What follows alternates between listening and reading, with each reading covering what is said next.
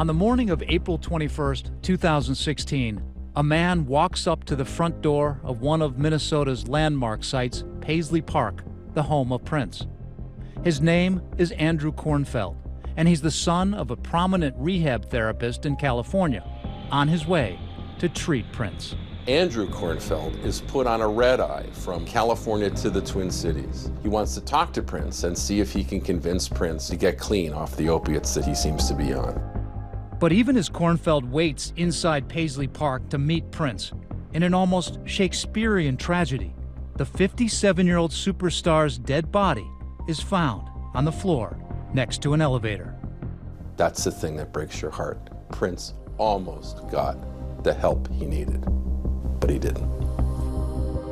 And we are coming on the air right now with the breaking news that the pioneering musician Prince has died. The cause of death is not yet known. We do know that Prince was found unresponsive at his estate in Minnesota.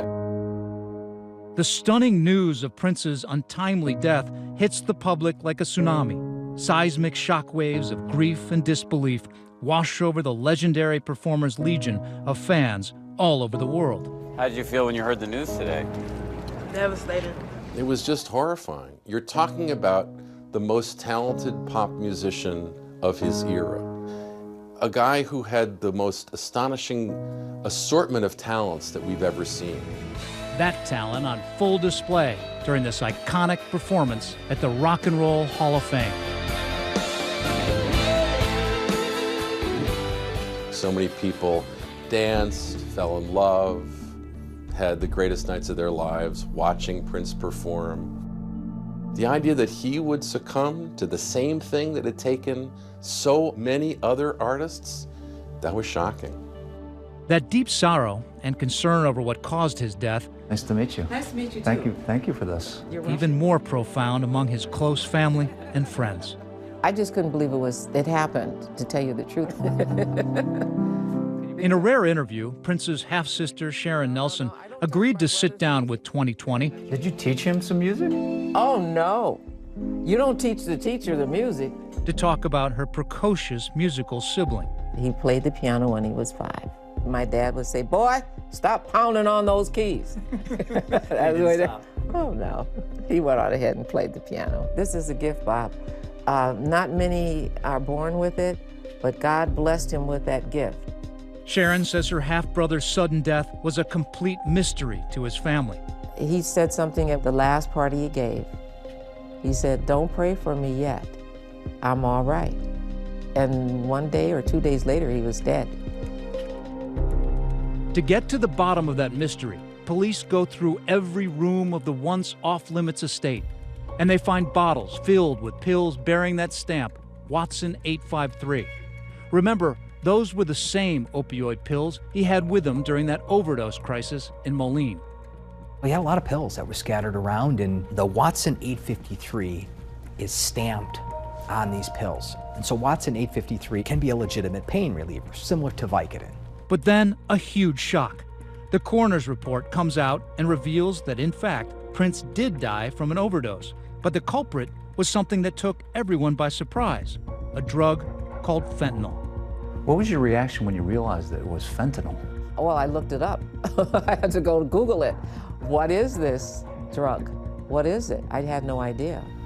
To find out more about fentanyl, 2020 came here, the testing labs of the U.S. Drug Enforcement Agency outside Washington, D.C. Fentanyl is what we call a synthetic opioid. It's a very strong pain reliever. Fentanyl is legally prescribed in patches to treat people suffering severe pain, like end-stage cancer patients. It's recently made headlines as a new way to execute criminals. Fentanyl is about 30 to 50 times more potent than heroin. And just as an example, 2 milligrams of fentanyl would be considered for most of the population to be a lethal dose.